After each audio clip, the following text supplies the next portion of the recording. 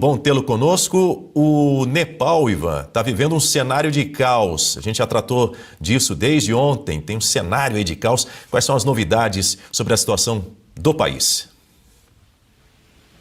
Bom dia, Daniel, e uma saudação especial a toda a audiência do Jornal da Oeste. Isso mesmo, Daniel, as forças militares começam a restabelecer a ordem no país depois de uma terça-feira de caos. Manifestações que começaram contra denúncias de corrupção eclodiram depois que o governo do Nepal, o governo comunista, decidiu banir as redes sociais no país. A intenção era justamente de tirar a capacidade dos manifestantes de se organizarem para continuarem os protestos. Só que aconteceu o efeito contrário, isso acabou levando mais pessoas ainda às ruas em protesto, aí sim, contra a corrupção, contra o banimento das redes sociais e contra o governo comunista em um todo.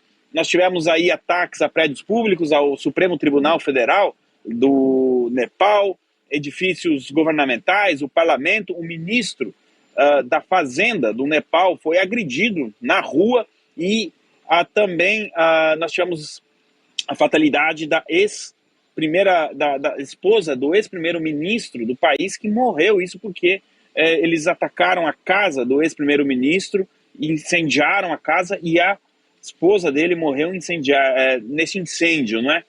Tivemos esse registro, então, dessa questão. O primeiro-ministro que anunciou o banimento das redes sociais, depois ele até voltou atrás, restabeleceu as redes sociais, mas aí já era tarde, as pessoas já estavam aí nas ruas, como nós podemos ver nessas imagens. Ele chegou a renunciar também, Daniel, para ver se conseguia conter aí a situação, mas não conseguiu. E hoje, quarta-feira, que as coisas começam a voltar um pouco ao normal, mas o governo comunista do Nepal está colapsando, Daniel.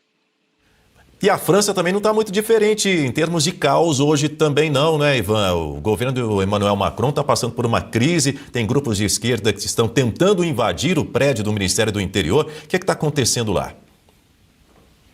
Isso mesmo, Daniel. O Emmanuel Macron vive uma das piores semanas desde que ele assumiu o poder na década passada, em 2017. Ele conta com apenas 17% de popularidade. Há quem diga que esse número é até menor. Essas imagens que nós estamos transmitindo aí são da manhã desta quarta-feira. Em várias cidades, grupos de esquerda convocaram o movimento Bloqueia Tudo, em protesto justamente contra o governo Macron. Esses grupos pedem a renúncia de Emmanuel Macron e a formação da Sexta República Francesa, com eventualmente uma nova constituição.